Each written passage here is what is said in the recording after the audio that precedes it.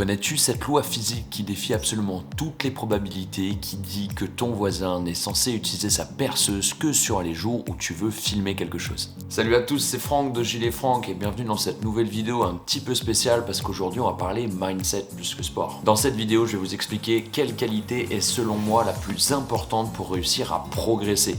Et en plus, c'est pas que pour le sport. Quand je dis progresser, c'est même dans la vie de tous les jours, c'est quelque chose qui peut débloquer énormément de situations. C'est une qualité qui va vous faire progresser en tant qu'humain, c'est une qualité qui va vous faire progresser en tant que sportif, c'est une qualité qui peut énormément aider, que ce soit dans votre quotidien comme dans vos résultats. Et en plus de ça, ce qui me tient encore plus à cœur, c'est que c'est une qualité qui se perd complètement. En une seule génération, avant notre génération, elle était omniprésente, maintenant, à l'heure actuelle, c'est clairement en voie d'extinction. Et je parle de la responsabilisation. Mais avant ça, intro.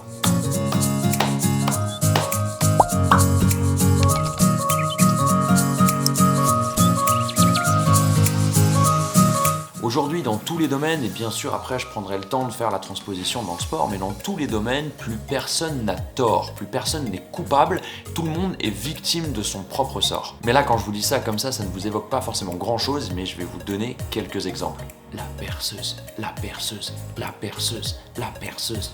Exemple numéro 1, cette personne qui veut venir à un de mes cours et qui se pointe avec 5 minutes de retard, qui bien sûr se fait refuser l'accueil parce que nous n'acceptons pas les retards, et qui pète un scandale à l'accueil parce que pour lui c'est inadmissible qu'on le refuse, ce n'est pas de sa faute s'il est en retard, et en plus cette personne a osé rajouter « La dernière fois que je suis venu, j'ai oublié mon masque, j'ai dû en plus en racheter un, c'est la dernière fois que je viendrai ici, vous ne me reverrez pas. » Il a continué à venir, mais ça c'est notre secret. Donc en fait, cette personne-là a pété un plomb, pété un scandale en citant deux situations, une actuelle et une passée. Dans les deux situations, il était 100% responsable de ce qui lui arrivait. Dans les deux situations, t'arrives en retard, c'est ta faute. Peut-être que t'as réservé un cours trop tôt, ou peut-être que tu t'es pas donné assez de temps de trajet. Même si le métro est resté bloqué, c'est de ta faute, c'est ta responsabilité d'arriver à l'heure à un événement. Tu loupes ton train, c'est pas de la faute du train qui est parti trop tôt, c'est de ta responsabilité. Tu as oublié ton masque pour te rendre, à l'époque c'était obligatoire pour les salles de sport, tu as oublié ton masque pour te rendre dans un espace où c'est obligatoire, c'est de ta putain de faute. Tu ne peux pas rejeter ça sur quelqu'un d'autre. Tu peux pas dire que c'est inadmissible. Tu as le droit de t'en vouloir à toi-même. C'est ta propre responsabilité. Mais voilà. Je vais éviter de m'énerver dès le cas numéro 1. Mais c'est typique de ce qui se passe aujourd'hui, de la déresponsabilisation des gens, c'est de la faute de quelqu'un d'autre, c'est jamais de ma responsabilité. Cas numéro 2, cet accident, 2 automobilistes dans Paris, celui de devant qui se traîne parce que bien sûr il regarde son téléphone, celui de derrière qui lui colle au cul parce que bien sûr c'est un vénère de Paris, celui de devant freine pour on ne sait jamais quelle raison, celui de derrière lui rentre dans le cul, ça part en embrouille, c'est de la faute de personne. Mais les gars, vous êtes tous les deux coupables dans cette situation. Et tu les écoutes, c'est de la responsabilité de l'autre, fallait pas qu'il regarde son téléphone, c'est lui qui a freiné, non, c'est lui qui me collait au cul, c'est lui qui roulait trop vite. Ben ouais, complètement. C'est vos deux fautes, tout simplement. Là, je vous ai cité que des trucs du quotidien, des incivilités, mais on peut en citer tellement, on a tous énormément d'exemples là-dessus. Je peux même parler, par exemple, à l'école, voilà, des parents qui viennent embrouiller des profs, parce que le prof a mis une punition à l'élève parce qu'il avait un mauvais comportement, parce que le prof lui a mis une mauvaise note. Mais putain, c'est de la putain de responsabilité de ton enfant, en fait. Ou c'est même la tienne, on peut la transposer aussi sur toi. Mais bref, là on part un petit peu loin dans la morale, mais juste pour remettre le cadre en place, aujourd'hui plus personne n'est responsable. C'est toujours de la faute de l'autre si on n'arrive pas ou si on souffre. Or, si on prend une petite seconde, le fait de se déresponsabiliser, c'est la pire chose qu'on puisse se faire à soi-même. Parce que être responsable d'une situation, c'est déjà l'accepter. C'est accepter le fait qu'il y a un problème. Et être responsable d'une situation, c'est faire le premier pas qui dirige vers la solution du problème. Je vais vous donner un autre exemple qui me concerne moi. Ça fait 6 ans que je suis coach sur Paris et en 6 ans de travail, je n'ai été en retard qu'une fois. La fois où j'étais en retard, c'était un samedi matin, j'avais fait un peu la fête à veille et donc je m'étais levé un peu tard, j'avais pas entendu mon premier réveil. Et en plus, ce même jour, les personnes qui sont responsables de mettre les cours sur le planning avaient changé l'un de mes cours et l'avaient mis plus tôt. Donc moi déjà, je suis parti un peu à la bourre, mais en plus, le cours démarrait plus tôt. Et bien sûr, je n'ai pas été prévenu que le cours était plus tôt. Donc je me suis pointé à la bourre. Mon premier réflexe, ça a été d'envoyer un mail à mon supérieur en lui disant que j'étais responsable de cette situation et que ça ne se reproduirait plus. Même si mon supérieur, à ce moment-là, c'était lui qui avait oublié de me donner l'information comme quoi mon cours avait bougé. Même si mon cours, s'il n'avait pas bougé, ce jour-là, je serais arrivé à l'heure. Mais peu importe, je me suis pas réveillé à l'heure. Je suis parti un peu en retard. Et ça, c'est ma propre responsabilité. Je suis toujours en avance et ce jour-là, j'aurais été tout pile. Et comme mon cours était avancé, j'ai été en retard. Accepter sa responsabilité dans une situation comme ça, C'est faire le premier. J'ai jamais été en retard, je suis encore plus en avance ces jours-là. Tout ça juste pour dire que oui, il faut ravaler sa fierté, parce qu'en plus cette personne a mal réagi derrière à mon mail, mais ça peu importe. Oui, il faut ravaler sa responsabilité, mais c'est grâce à ça que j'ai trouvé des solutions derrière, que j'ai continué. Enfin voilà, si en 6 ans, un seul retard, je pense qu'on est sur quelque chose quand même, aujourd'hui, c'est pas la norme. Et je parle de ça, mais ça vaut dans tout, ça vaut dans absolument tous les domaines. C'est juste pour vous donner des exemples aujourd'hui. Maintenant, on va s'amuser à faire la transposition avec le sport pour que vous compreniez un peu mieux. Tu n'arrives pas à maigrir, ou tu n'arrives pas à prendre de muscle, ça aussi c'est assez parlant parce que c'était mon cas à moi. Non, ce n'est pas à cause de ton métabolisme, non, ce n'est pas à cause de ta génétique, non, ce n'est pas à cause de ton morphotype, non, ce n'est pas à cause de tes problèmes hormonaux. Oui, c'est à cause des solutions que tu apportes qui ne correspondent pas à ta situation, c'est ta réponse qui n'est pas adaptée. Tu es donc responsable du fait que tu n'arrives pas à atteindre ces objectifs. Et comme je vous l'ai dit tout à l'heure, dès qu'on accepte la responsabilité, ça devient beaucoup plus simple de trouver les solutions.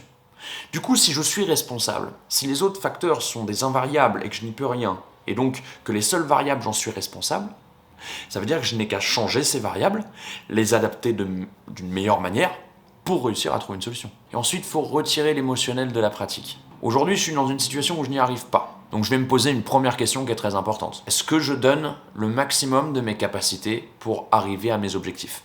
Premier cas de figure, je réponds non à cette question. Non, je ne me donne pas au maximum de mes capacités. Là, figurez-vous, je suis plus un gosse. Il y a peut-être moyen qu'il faille que je me prenne par la main et que je commence à avancer.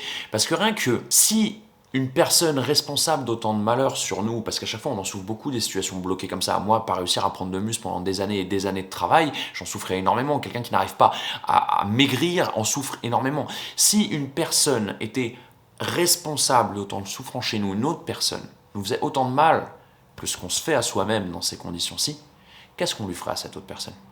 Est-ce qu'on la laisserait faire ? Est-ce qu'on n'irait pas la voir ? Est-ce qu'on n'essaierait pas de changer cette situation ? Et pourtant, quand c'est nous, on l'accepte complètement. C'est d'ailleurs les seuls cas de figure où on accepte autant au final.